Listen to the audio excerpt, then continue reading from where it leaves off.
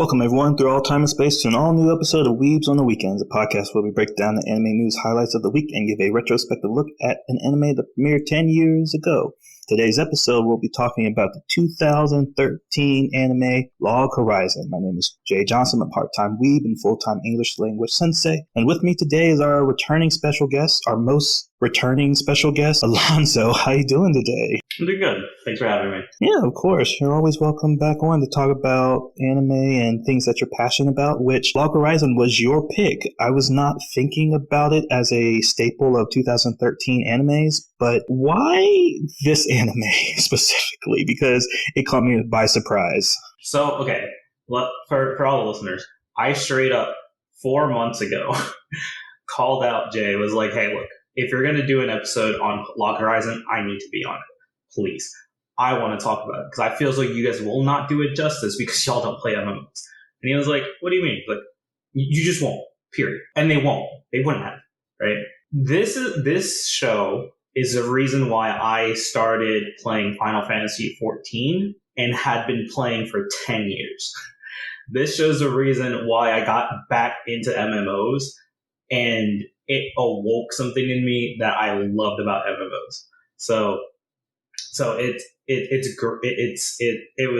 I needed to be on it. Right, that's fair, because we had Eric Martinez come on for our episode on Sword Art Online, because I kind of felt the same similar gamer vibes from Eric, and I was like, you know what, these are so not even niche animes, but there is like a shade of reality that these animes talk about specifically that, yeah, me and Sam weren't capable of talking about efficiently. But that's good to know, because I'm coming from it, watching it the first time this year. So following 10 years of gap. And then you were one of the original viewers, like you knew of it in the time it premiered. So funny story about that. I wasn't. Oh, okay. I didn't get into Log Horizon until season 2 came out.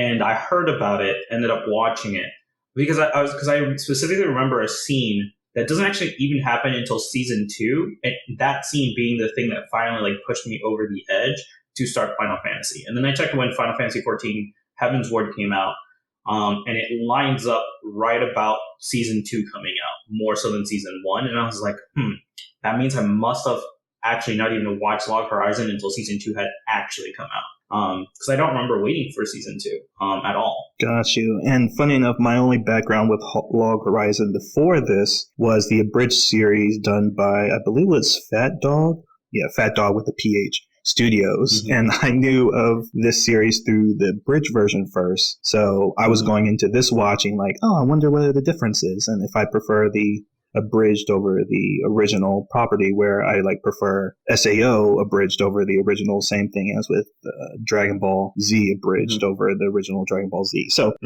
before we get into like some real discussion about what's so good about Log Horizon or what's actually some bad things about it, that here's some background on the series. So runs as 3 seasons so far. So the season came out in 2013, then 2014, and then weirdly enough took 7 years to get to the season 3. Did you watch season 3? Not yet. Because so that love of MMOs took over. I never finished season 2. And because season 3 hadn't come out, I was like, there's no point in me watching it. There were rumors that a season 3 was never going to happen. And then season 3 came out, and I was like, okay, it's been a really long time. If I'm going to watch that season, I need to go back and rewatch the first 2, right? Gotcha. I just hadn't had time until making time for it, like for this. Right, yeah. So for anyone hoping out for their favorite anime to return, like 7 years is a pretty long time in production hell for animation studios. But the seasons go 25, 25, and then 12 for the season 3. And the original season 1 premiered on October 5th, 2013. So we're right there at the 10-year anniversary, done by Studio Satellite, and somewhat of a follow-up to 2012. We did a spotlight on that studio where we covered Mooch Love Alternative and Symphogear. So like the art style I'm very familiar with, at least with Studio Satellite, and animation is going to be another topic to talk about a little bit later down the line. But the season 2 and three were done by Studio Dean. And then the basic premise of the show is that Japanese gamers, I'm trying not to sound, repetitive about this versus Sword Art Online, but basically Japanese gamers get trapped in a... No, whoa. No. Okay, look. Sword Art Online is very simply a bunch of gamers get stuck in a virtual world. You die in the game, you die in real life, right? That's the whole thing. But in Log Horizon, it's a actual isekai, right? Like the entire player base logs in for a new expansion, and instead of logging into the game, they're sent to a different world entirely based around the game they've been playing, right? All of their stats, all of their levels, everything has come over. Even their own appearance is the same as it was in the game. They don't get the whole like reveal your true self thing SAO did, right? They are who they were displaying in the game. And I think that's like a very interesting take on that, right?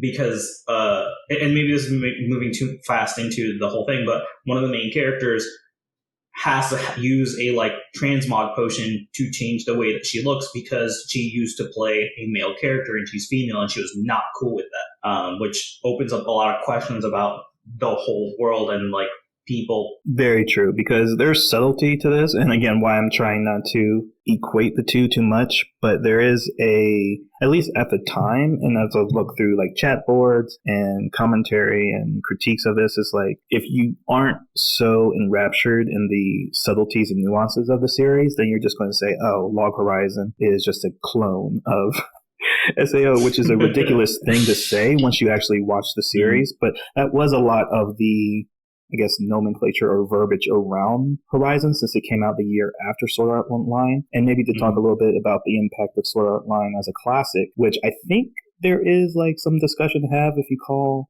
Sword Art Online a either cult classic or modern day classic, because it is a standard to which we judge other animes. Like, oh, but is it Sword Art Online, or how does it stack up to it? It's like everything is either better or worse than Sword Art Online, and that's kind of the bar. So do you feel that way? So I guess I just have a problem with the word classic for that, right? I would say that like Sword Art Online is a good baseline, right? Like it's pretty like, speaking solely from the first and second season, right? I haven't seen everything afterwards. I've heard that it gets better. Not like Gun Gale Online or anything like that, but like past that, like the Alectorization or whatever I've heard is actually good. But like without having seen that stuff, it seems as though like for starting like isekai or whatever, SAO is a pretty good baseline, right? I wouldn't call it a classic, but I would call it a good like place to be like, okay, so is it better or worse than this? And then how, right? Like you don't want to just saying it's better, but like how is it better? I do personally think that the world building of Log Horizon is far better than that of SAO. Not to mention the like they have, I think it's called like hard magic, and that like the world has rules that they have set, and you have to abide by those rules for as long as like that just is, right?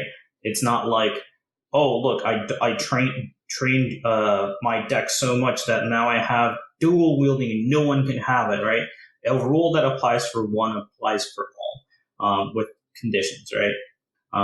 And I think that's like something that's great about Log Horizon. Right, yeah, because the hard versus soft magic system is like found out like throughout different animes, cartoons, wherever it may be. Like Avatar: The Last Airbender is a good example, or like the standard example of like hard magic, and hard magic only bends to the user's imagination. So it's not like, oh, lightning bending is unique to the royal family, which has a sociological implication to it. Like that form of bending was kept to the royal family, but every firebender with proper training can do lightning bending, for example. But then you have magic systems like I think Harry Potter is the prime example of soft magic. It's like anything that I can think of can be done. And you're like, oh, well, you didn't establish that, but okay, sure. So If you go into that kind of talk about why SAO or Log Horizons are classics, modern day classics, why I would make that point is like they are standards that other people can compare isekai to. And then there's the other side of classics, which is like the high value of it. And we can talk about the differences between the quality of SAO and log. But again, I'm trying not to delve into that, but it's such a easy comparison of like everyone knows about SAO. No one really talks about Log Horizon. So I guess the point to that is there something that Log Horizon is missing for mass appeal that SAO has? Like, do you feel like an outsider liking Log Horizon? No. So here's the thing, right? And it's something that I've fully come to accept about having played MMOs and everything.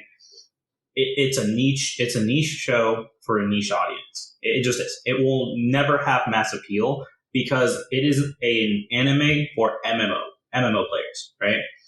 Like, if you don't like MMOs, you're not gonna like. I should put it this way: if you don't like the storytelling in MMOs, you're not gonna like this show. If you like stories like Final Fantasy and stuff, you'll like this show. I say MMOs, but like more fantasy style, like story-driven games are the kind of thing that you're gonna like here. If you like a lot more action, SAO is probably more your speed. This is much more. This is closer to Code Geass than it is to SAO, right?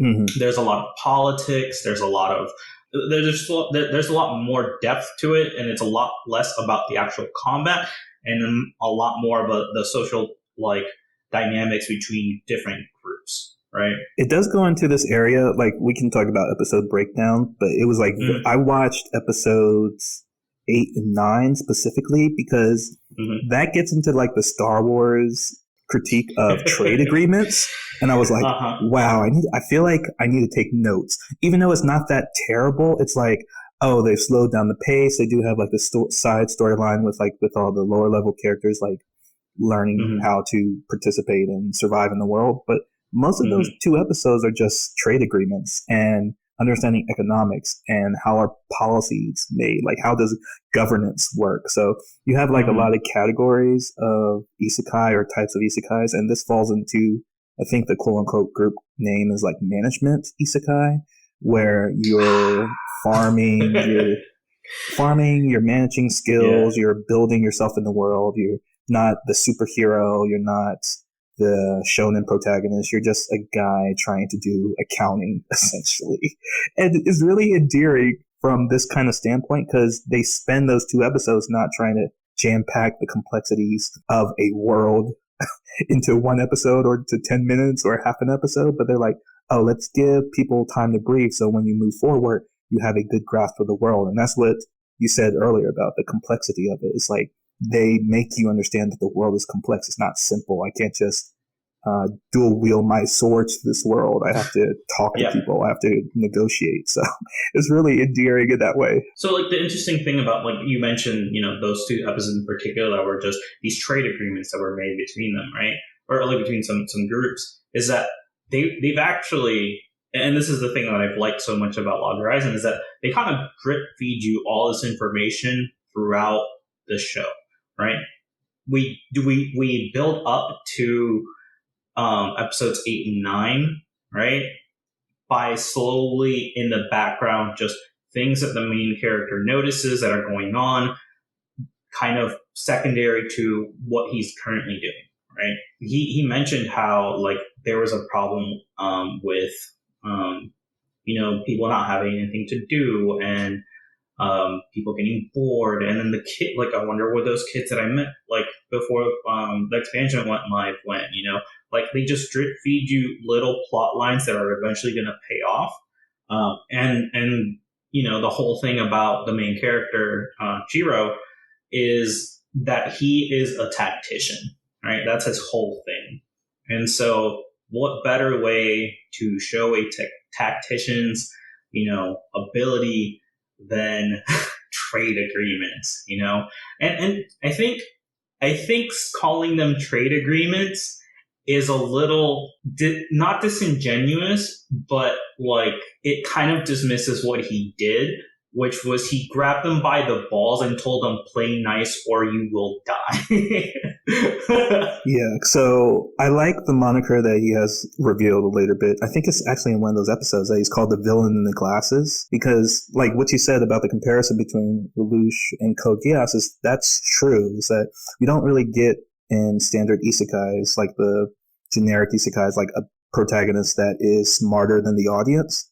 So it's so much of a reveal when you see what the protagonist is doing because you didn't think that that was an option. So in the first episode, like you said, they set up all these background problems of the world. So one, that the food doesn't taste like food.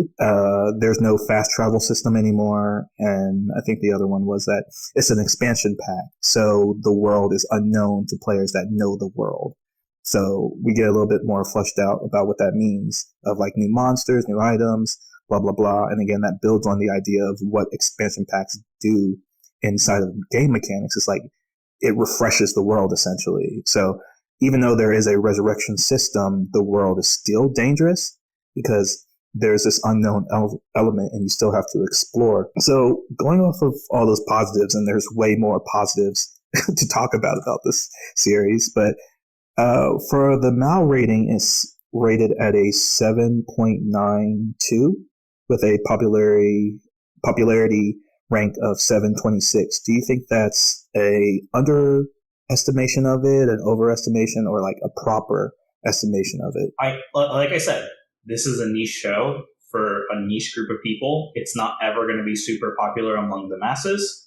I think its rating is probably accurate, right? It's probably like 7.98 out of 10, right? Show, because it does have its problems, like every show does. Because sometimes it does just slow down too much, too often. It does. For its popularity ranking, that makes perfect sense, right? It's not meant to be mass appeal to a bunch of people. Because I've recommended the show to a couple of friends, and they just didn't get into it. There are also friends who I try to get to play MMOs with me that didn't, because they don't value those things as much as I do. And so, I don't know, like, for me, just how much like it pulled from MMOs in terms of like the mechanics of the world, like drew me in heavily, right? Tanks have abilities that like, I'm going off on a tangent, but yes, I believe that it's actually a lot higher in popularity than it probably should be because of how niche it is. But that might, be a testament to maybe how good it is on its own. And I might actually be underplaying how good it actually is to a broad audience, Yeah, that's fair, because even like when I was going over the list of anime that came out this year, or sorry, 2013, 10 years ago, that it didn't really hit my radar because it's not widely discussed, even though if you go into like the best isekai of all time or video game isekai in general, trapped in a video game subgenre, like Log Horizon always comes up at the very top next to Overlord and No Game No Life. And I knew the other two, but Log Horizon never caught me because there was never ever like dialogue about the show. So with the MMO structure, I only knew about, okay, so one of them heals, one of them takes damage, and the other one does damage essentially. So speaking as a gamer or a experienced MMO player, what about the mechanics in the show do you really think like captured that MMO feel properly? So it's funny because like we talked about how, you kind of mentioned that we spent some time on the training camp for the kids, and that was kind of like a side plot. But I think that was a great way of introducing why like teamwork matters so much in MMOs. Like, and I didn't know this at the time because I hadn't played a game like Final Fantasy 14 before, but it maps pretty well to this show in terms of mechanics. You have a tank, you have a healer, and you have some damage dealing classes, right?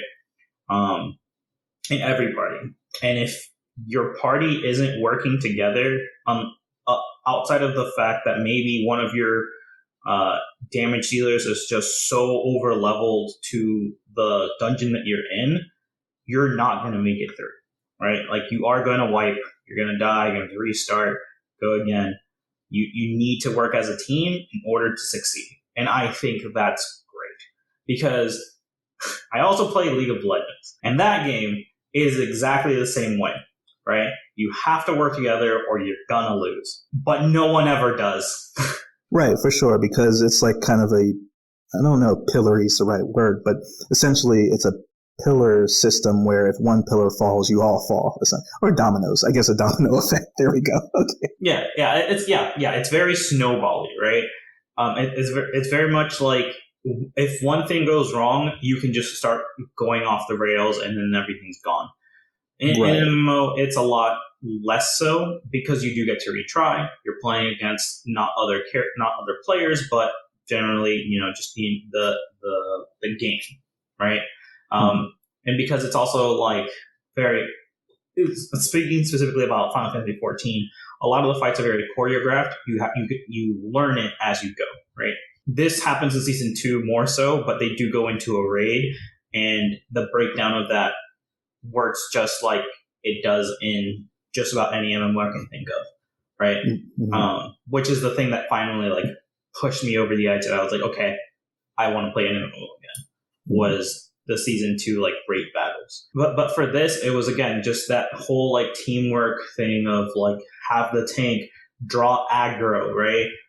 Make sure that your DPS isn't doing too much damage so they don't pull aggro. Make sure that like you're working together and you time your skills correctly. Like one of the best scenes in the show happens, I think, in like episode 4, right? And it's very subtle. The show does a good job of calling it out because you won't notice it in like you're like when you watch it, you're like, oh wait, why did that work? Why did that happen that way? And one of the characters kind of explains it because she didn't realize till after what happened, right? And it was Shiro does his little thorns thing. His swashbuckler buddy waits to attack until his cooldown's up again, so that he can get two full stacks of it off to completely deplete another player's health pool. So they have to tactfully use cooldowns, work in synchronization to maximize their damage. Like to me, that's great, especially with like the background of the debauchery tea party that they all came from. They have this innate teamwork built into what they've done, right?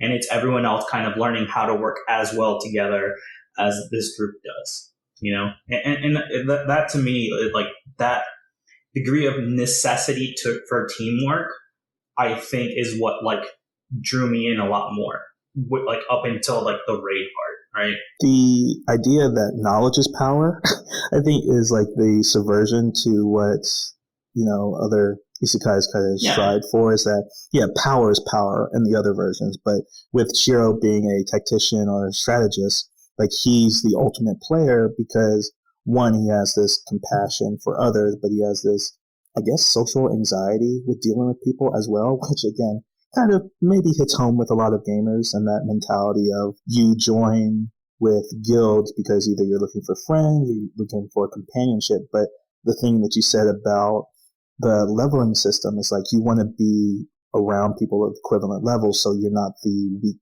link in the chain. And every game mechanic works into the characters why they're doing certain things and their motivations. It's not like so external to them. It's not the background. So all game mechanics for Log Horizon is in the foreground. So everyone acts a certain way. So the cat character, he's the swashbuckler that you mentioned. Is it like Meow? Yep. Meowka? Or it's Nyanta. Nyanta. Yeah. Sorry, I'm trying to not do uwu voice, but Meowka. You have to. Okay, so real quick, this is a slight tangent.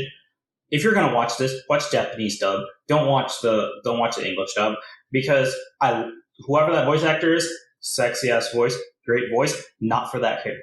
That character needs to be a kind of dorky cat wanting to be man, right? Mm-hmm. The man who voiced him in the English dub is a sexy ass black man who does not need to be saying nyan, because he doesn't even need cute. He kind of just sounds like he's very, what's the word, cocky, right? Mm-hmm. And that's just not that character. And not blaming the voice actor at all. That's obviously the director who told him to do it that way. Mm-hmm. But like that does not fit. Just watch Japanese stuff. It's so much better. Right. So, yeah, so my point of bringing that up is because he's a swashbuckler by class, I'm assuming, but his proficiency is in cooking, which, again, talks about the variety of what Elder Tale, the game, offers players. And I think that's also another component of what makes it a good game design, is that the whole power of an MMO, at least as I've seen it from the outside, because I don't think I've ever played one properly. I've seen a lot of gameplay of it, but I don't get the vibe of like why I would play an MMO. So again, why you come on as a guest is that you can speak to that freedom that MMOs give. But that's what I get from watching the show itself. It's like, oh, this is why people use this as an escape, why it's used as a means to expressing their true self, or just something that is worth being addicted to, honestly. And it's amazing that game mechanic of interest intersects with his hobby, but then it builds upon and snowballs into, oh, this is how they're allowed to manipulate market prices and take control of the guild. Again, not spoiling too much, but what you said about grabbing them by the balls is that intrigue or curiosity about what the expansion pack actually does. And that's, again, one of the mysteries of the show is like, what is this expansion pack actually doing? Because they don't get like a list. They don't get the game designers, developers list of what everything has changed. So he has to flush out everything that is changed about the game, and something that he figures out, again, what is driven by game mechanics is that there is new properties to buy. And that's the amazing part. It's not that you are left in the dark so much. Like, it's more like, oh, you wouldn't consider this. Like, all the other players didn't really consider it. But because Shiro is the guy, he is thinking about all angles to pursue in the game, because that's just who he is as a person. And then he extends that into game design or game mechanics and working for him. And that's what makes him a villain, which, again, not that this is an anime, not that it's an anime about a villain. It's more like an anime about someone that outsmarts everyone and gives the audience like the satisfaction of like, oh, I can keep up with Shiro if I'm thinking about it how he would think about it. And I think that's really admirable, or a strength of the show. Versus Kirito, again, maybe a little bit talking about that. It's like, oh, he's a cool guy. He's a self-insert. But Shiro is not. He is shy. He's reserved. He's not the knight in shining armor. He's a tactician. He's the guy that stands behind everybody to support. And when it comes time for him to take center stage, he's just going to blow everyone away. And that what keeps you entertained for all 25 episodes. But where was I going with this?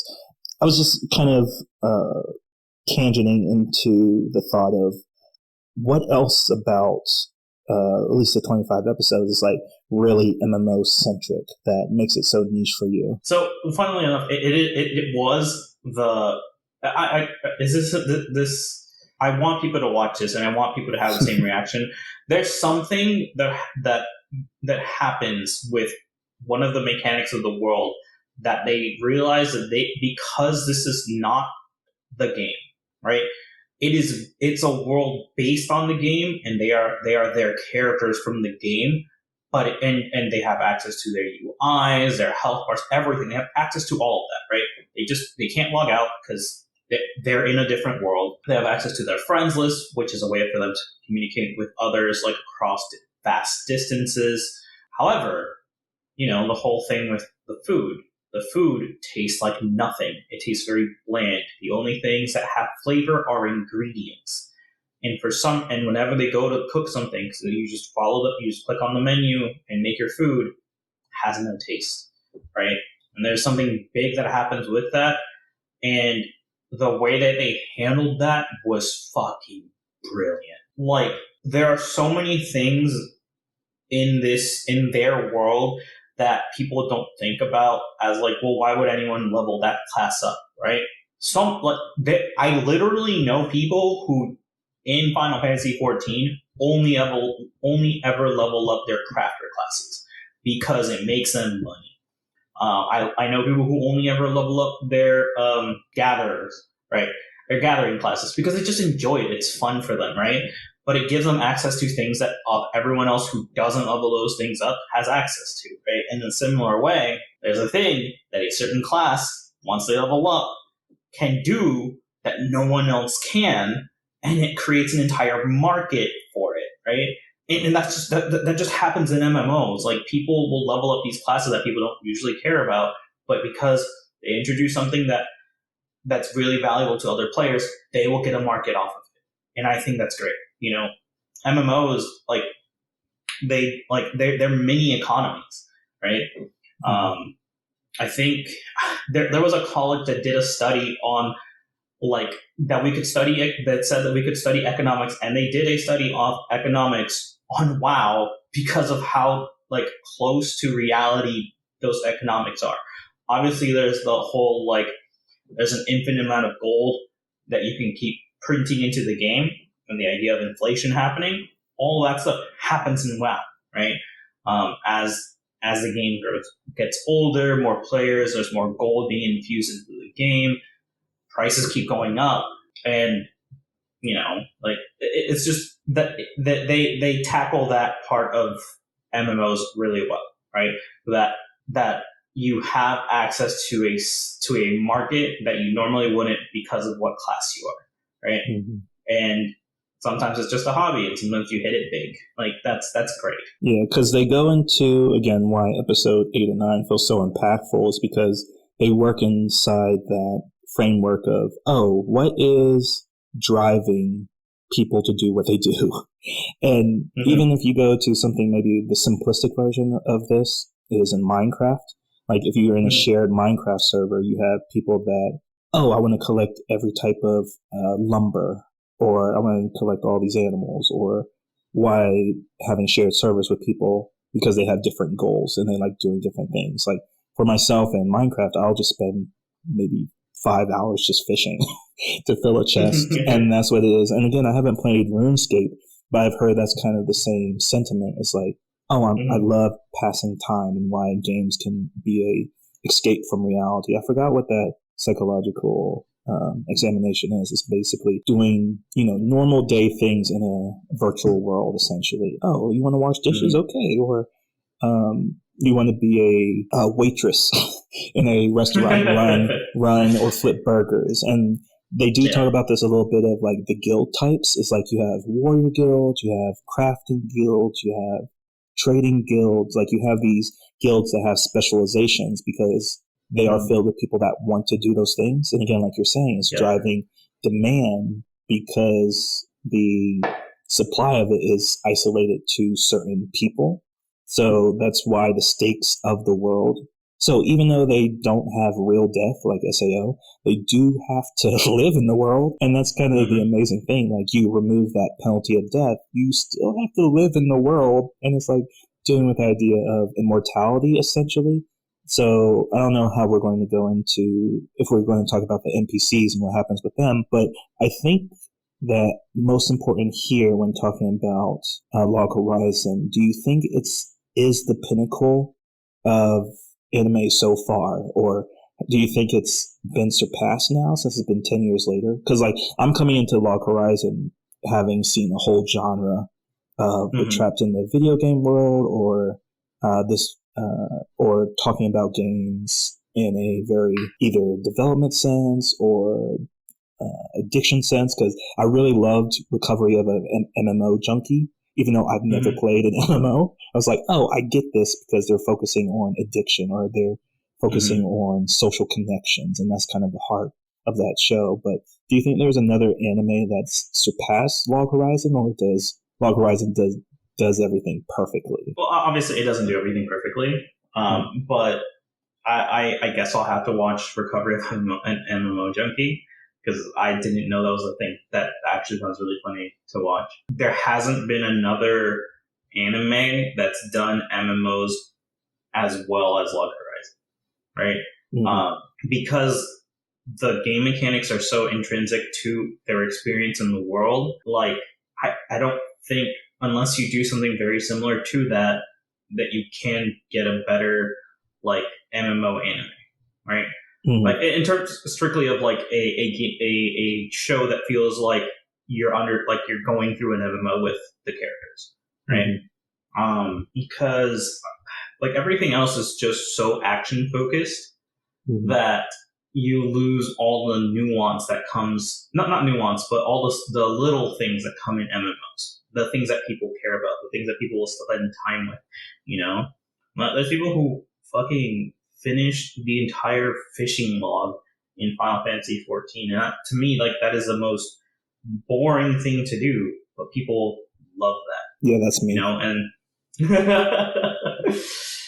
like it's crazy, but people do it, and I think Log Horizon does a really good job of like highlighting those people. And so yeah, so I don't think there's another anime that kind of holds up to it in the same like stand, I guess, of like the MMO. Yeah. Yeah, gotcha. That's fair because just speaking to like Legend of Zelda, which was my first Breath of the Wild. No, what's the second one? Tears of the Kingdom was my first Zelda game, and all I did for that game was spend like 100 hours trying to find all the shrines and deep roots, and I have not touched the main quest of the game, and I loved it. I just loved exploring. I loved just walking in the world, and again, talking about why MMO is so just the essential expression of freedom. That's all you really have to do, and then you can just drop it and just move on with your day. But to not counteract your point, I would say there's been two recent examples that I think kind of perfectly vibe with Log Horizon, because Log Horizon is the trapped in a video game genre. It's an isekai, right? They're transported to a world that is just like their video game, right? Right. Yeah. So yeah, just to speak about that, because it's like there's no overarching plot, because like the execution of the story at the beginning of SAO is like, okay, beat the final boss and you'll get out. With Log Horizon, one, they have amnesia. They know they're in a game, but they don't know how they got transported there. And then that's they just logged in after. Yeah, they just logged in after the expansion release. Right, so there's like a core mystery to that. It's like, okay, was this intentional? Was there a glitch? We don't actually know how the real world works. We don't know if it's like nerve gear or however it might be doing this virtual reality projection, or if they're like growing old in the real world. Like this might just be happening over like a instantaneous instant for their real-time body. But I was going to say, I don't think it's a virtual reality game, first off. Oh, right? Cool. Okay. So it's just something that they mentioned in episode 1 when they're like having just arrived. They're like, this is very different when it's your body that you have to control, right? In VR games, it seems as though they would be controlling the thing anyways, right? So this kind of and because of the way that the menus are laid out, it looks like it's more of a like traditional video game that you like go through menus or have hotkeys for your different abilities and stuff, right? Because there is a disconnect, and I think that what leads into the mystery of it, or at least how nebulous that mystery is that the game is like an equivalent. And I think you said it like perfectly. It's like it mirrors the game that they know. To act upon that as an isekai, I'm not sure, because like again, it's not set up in the way of like, oh, their goal is to escape, their goal is to survive, which again endears you to the characters a little bit more, because you don't actually know how long this experience is going to last. So if it's not trapped in a video game world, like maybe like No Game No Life, it is still in the isekai genre, but like the subclass that it might be in differs. But of the other genres, like just people playing video games, there's most recently the two Bofaretti. Yeah, Bofaretti. I maxed out my defense. Does tackle a lot of things that I think feels very close to Log Horizon after watching it, like this kind of very not meditative, but this like good feeling of hanging out with friends and solving solutions, and it's like grinding as well. And the same thing with Infinite Dendrogram, which leans a little bit more than what Log Horizon does with the character creation. So I think there's other animes that does parts of the MMO experience better, but as a whole complete package, again, speaking as not a gamer, is that it captured the feel of what I think it might feel like for people that get addicted to these kind of games. No, I think I agree with you on that one. because I started watching Infinite Dendrogram and I liked it a lot. It just I think I just enjoy the like politics of Log Horizon so much better. And I think that's why it endears it to me, and I can't say without like I understand I'm like I am biased, right? Just solely for that. Like I think just Log Horizon is kind of a show made for me, whereas like I like Infinite Dendrogram. I haven't seen Bofuri. I've heard it's good and it's on my list to watch, but I think like Log Horizon was like specifically like it hits every point that I like and want in a show, right? Gotcha.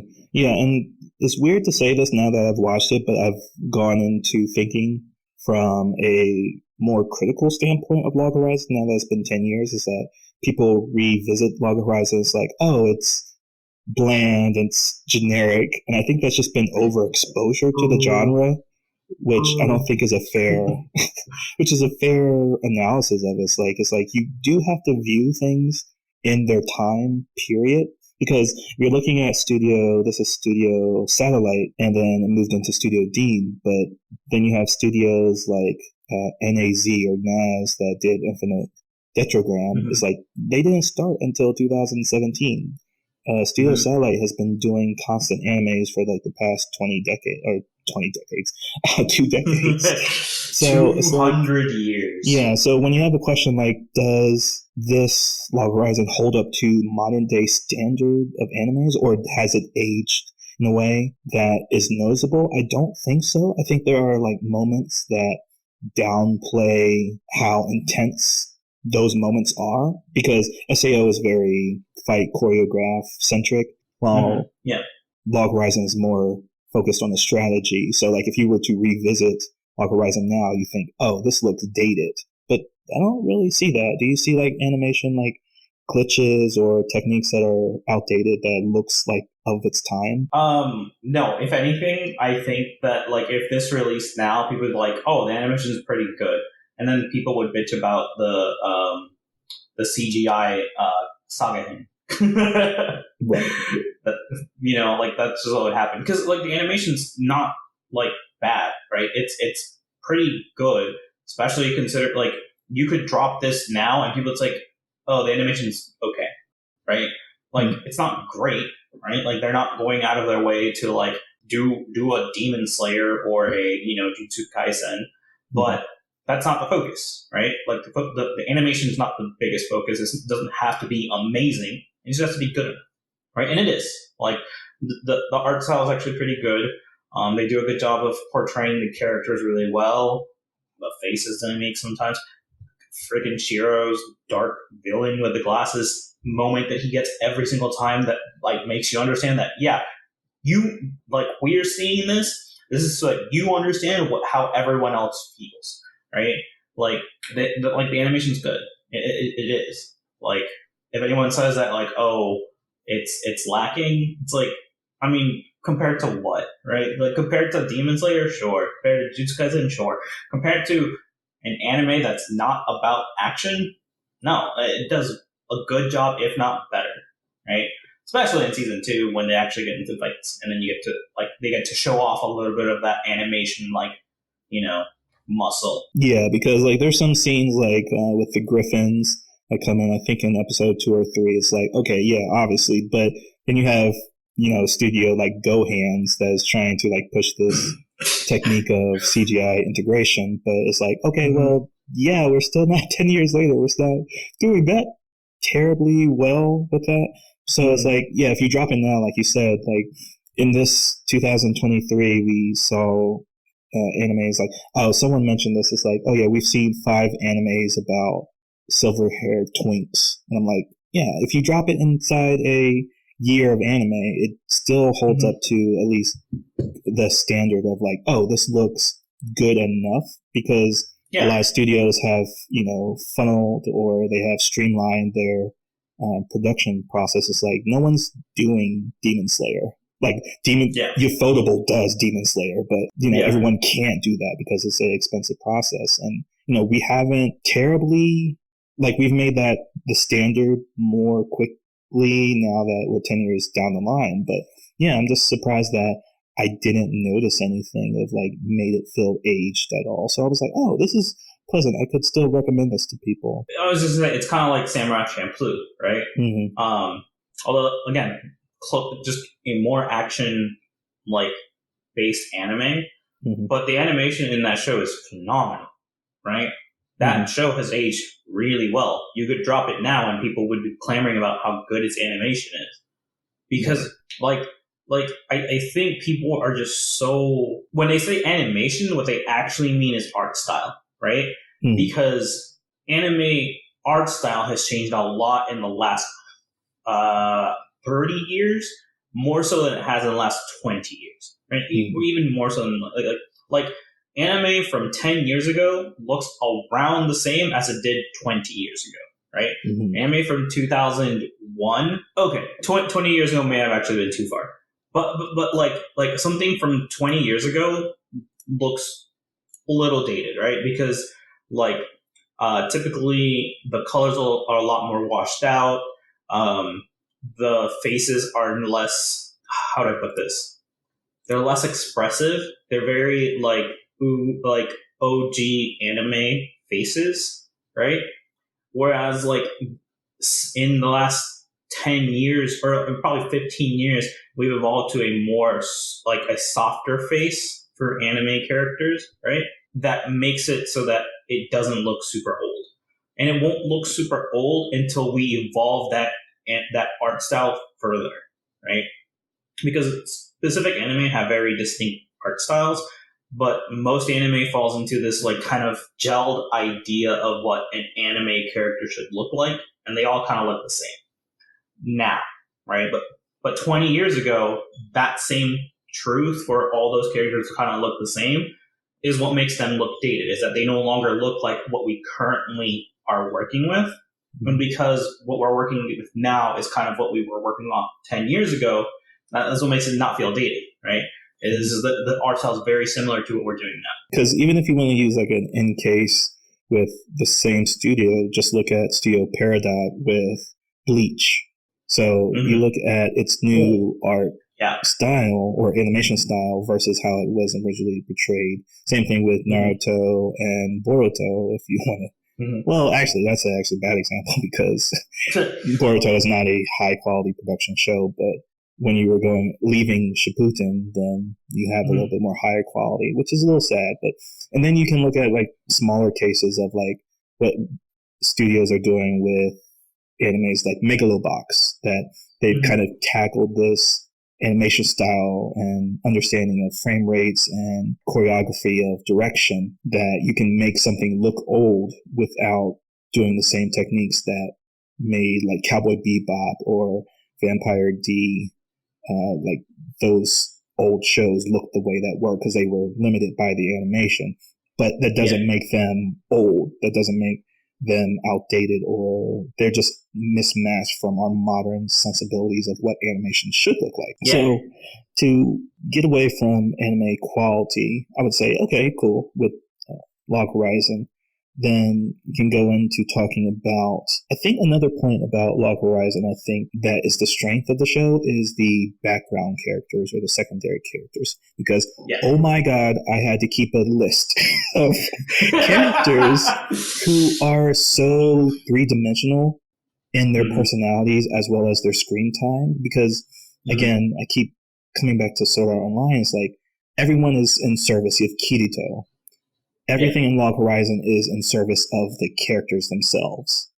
And I think that's a good like transitional point to talk about the NPC subplot, because everything in Log Horizon just ties together. There's no filler, really. There's no unaligned moment because everything is important. You can skip like, Kirito and the girl goes up to the mountain to get a sword, and then romantic tension that never pays off or goes anywhere. But even with the romantic tension with, I think it gets established in like episode 7 or 6 that the two main characters, or at least, is it Akatsuki? Akatsuki, Yeah, that she may have like more than just admiration for Shiro. Look, if you didn't pick up on that on episode 1,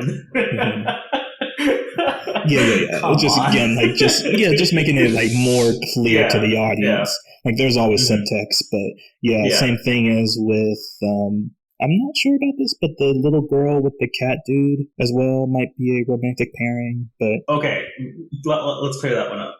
It's not a romantic pairing. Okay, so again, so this goes to the whole thing of like, you look like your character that you made in the game.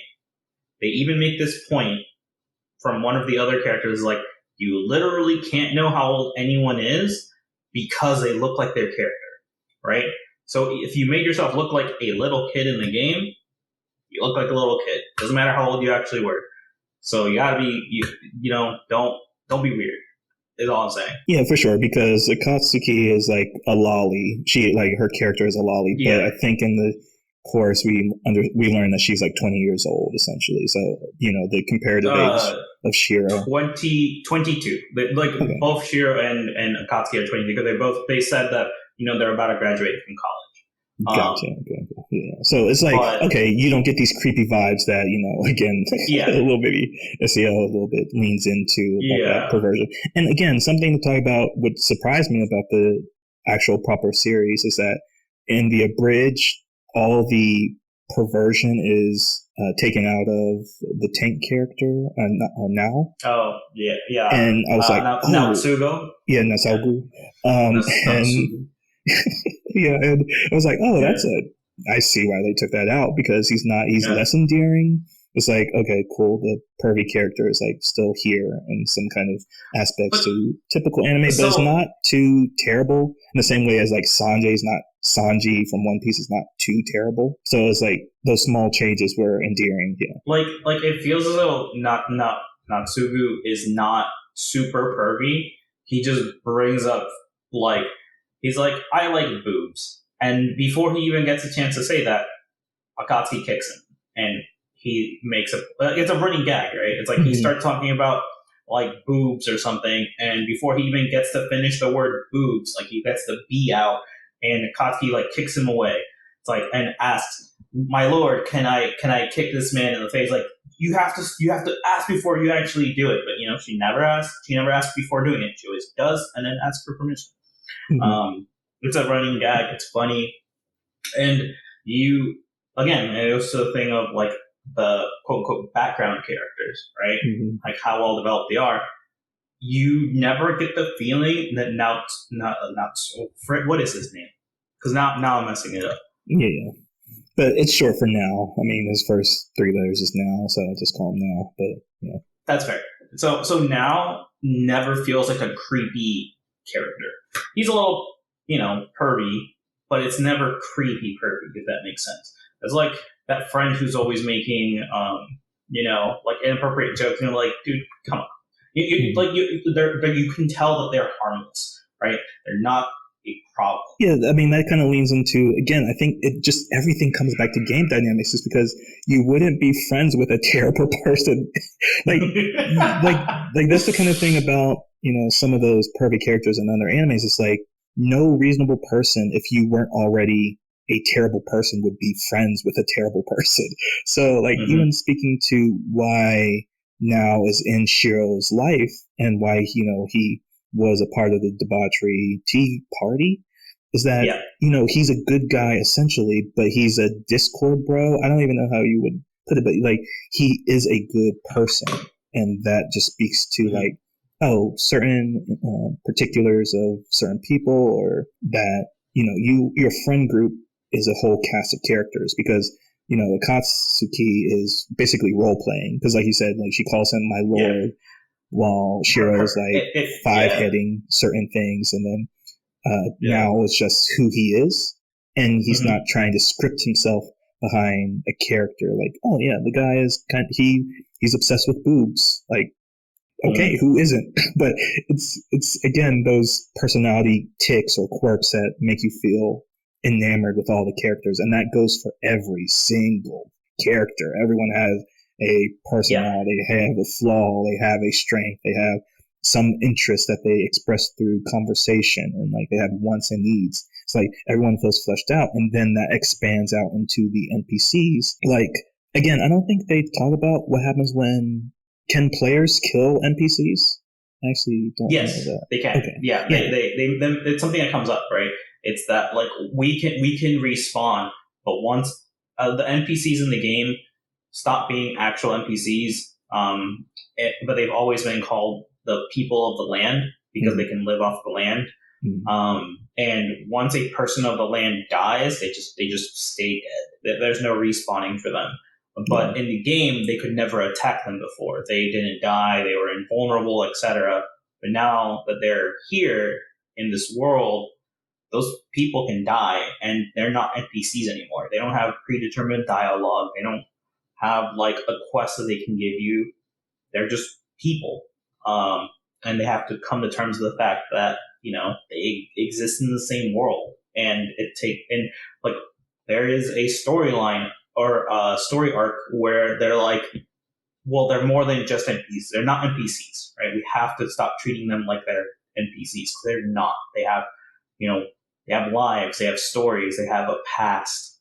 Before we got here, and we have to treat them as such. And it becomes this whole thing because even at the halfway point of season 1, like episode 11 and 12, we go to a different region, I guess, essentially, of kingdom that's being run by NPCs, and they're like, oh yeah, we've gained consciousness, which there is like this really like I Am Robot kind of subtext or getting pursued in it as well, because like Infinite Dendrogram also talks about this. It's like, yeah, we can't have your assistant essentially that ties in with your magic system is a real person. So you have to treat them like people because they have agency essentially. And it's a very subtle introduction to that concept when they go to like this little house and an old man is like giving them tea. And he's like fleshing out his like, oh yeah, I became conscious and I have dreams and goals and aspirations. And that's a hard point that Shiro sells during that trade agreement episode, which again, not to downplay it, but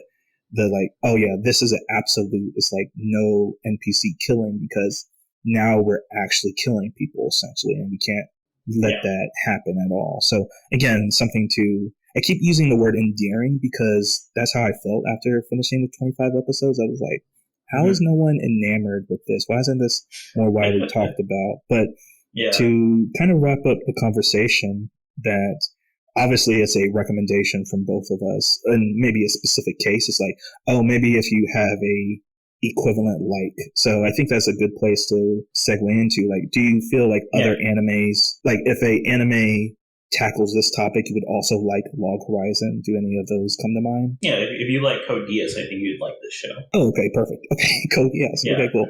Yeah, because like it's not. Yeah, I think Code Geass is a little bit harder to compare this to because one, Lelouch is okay. How do you feel about Lelouch is not how you will feel about Shiro, but is on that That's same. Fair. It's That's on that fair. Same like mental exhaustion level almost. It's like, yeah, you might have to rewatch it. Well, you may not have to rewatch an episode, but you're like, he's doing so much 5D chess. It doesn't feel like No Game No Life where who's that main character? Yeah, but like he's doing it he's like ass pulling everything in No Game No Life. You're like, okay, he's going to find a way to cheat the system in a way that you can't predict, but everything Shiro's doing feels so grounded in real world economics, politics, histories, culture that you're like, oh, okay, I get that so easily. So if you're looking at other past isekai, you have like Konosuba or Devil's a Part-Timer, ReZero, Reincarnated as Slime. So of the popular isekai, do you have like Log Horizon taking number 1 spot, number 2, 3, 4, 5? Like where is it for you really? I mean, like I said, I'm biased. It's number 1 for me. Oh, it just is. Yeah. Like, oh, actually, so you mentioned Slime. If you like Slime, you'll probably like this too, realistically. Because it deals with some of the same stuff. I've only seen the first 2 seasons of Slime. I think from like the world building they do in there and everything, I think you would also like Log Horizon. It's more game based. That's the only big difference in my mind. But like you care about the character, the main character, and you care about the side characters, like you do in both. And again, like I think in the least past 10 years since Log Horizon came out, there's been like the steady increase of like those video game or isekai that's kind of grounded in some kind of gaming system or like the MMO RPG system. And I think they were getting into like more of those niche anime types because in just this year, 2023, we had Good Night World from Netflix. We had Shangri-La Frontier. We had the second season of Beaufort, as well as, which is a very interesting title. Sorry, the one I'm about to talk about is called A Playthrough Through an MMO or a Certain Guy's MMO, which really went under the radar this year, but I think it does the exact same thing Log Horizon does, and no one talked about it because it's so niche.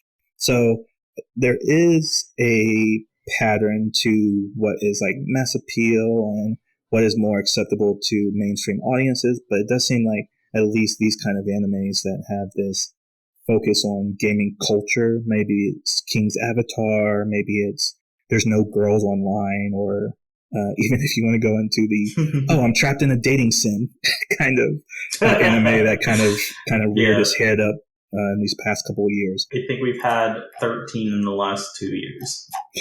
That seems super fair because like all the My Villainous kind of plot lines. Okay, yeah, that's fair. But yeah, it does seem to be like an upward tick of these kind of isekai video games. Same thing as with like adaptations of video games, because we had Arknights this year, we had Nier Automaton. At least as anime is becoming mainstream, I still don't think we're at that point, especially in the West. But it does seem to be that game animation studios are seeing that games or gamers have a culture to themselves that can be tapped into, and it's a little bit more widespread than we think it might be compared to 10 years ago. I do think it's more that people who make anime have realized there's a very large overlap between anime watchers and people who play video games. Like it is like, I'd say like 60% overlap, if not more, right? Mm-hmm. So they're like, that's an entire market we have, like we may not be tapping into, because realistically, if you like video games, you may probably will like a show about video games, right? And I think they just came out with an esports anime, which blew my mind. I haven't watched it yet, but like I'm gonna give it a shot just because I'm curious. I'm like, what are they gonna do? Yeah, because like even at the most recent Pokemon World tournament, they showed off not kids anime, but an anime aimed at teaching the trading card game. And I was like, oh, okay, that's very interesting. But yeah, even if you want to look at SAO as an example, like there's multiple SAO games for multiple systems and generations, same thing as One Piece. But all Log Horizon has is like its mangas and light novels. Actually, it started out as a novel, turned into a light novel, then turned into a manga. So it's very interesting. But yeah, I think that wraps up the discussion because Log Horizon was a surprise for me. I definitely want to watch season 2 and season 3 when I get around to them. But it's definitely a driving force of top isekai for me. Same thing with like Slime's up there for me. Same thing with Tanya the Evil up there. But Log Horizon definitely secured its spot in like, top 5 isekai for me. So any final words about this series? Not really. Like, just, go watch it. It's great. It does some things that you didn't think it would in terms of like, well, I didn't think of that. Like, that's right. They didn't either until it happened. Right. All right. So thank you for coming on. Not to jump scare you with like, is there a 2014 anime that has your eye? I guess that's a loaded question, but it's very interesting. Again, coming back to like animes that slipped under the radar and might be like popular among people because cult classics are like, I think this is what Log Horizon in summary falls under. It's a cult classic. It has a very dedicated audience. It's like, we don't really openly talk about it, but it's like, again, not saying something is a masterpiece yet, but it's beloved essentially. And that you can say, okay, if there is this niche that you have, then it definitely fills into that niche perfectly. It's like a perfect puzzle piece if you're looking for something like this. So maybe a companion, like the more mainstream version of it is SAO, which we covered in episode 85 with Eric Martinez. So again, watch this episode and go to that episode and see what's wrong with SAO and how Log Horizon fixed it, at least of what we talked about. So if SAO 2 came out in 2014, maybe we'll come back and talk about it and get like multiple voices on about if it's a good presentation of that one. Do I have to? Of that one, yeah. Fine. No, it's just a curious thing to see, yeah. Because, like, that's the division. It's like, season 1 is Alfheim and, what is the elf? Fairy Dance. And then, SA2 is, what's that called? Gungale Online. Gungale, yeah. So, see how that holds up. But if not, then it's okay. But for right now, that's it for Weebs on the Weekend. Thank you, Alonzo, for coming on. And closing remarks is, if you like this episode, please like and subscribe. And until next time, peace.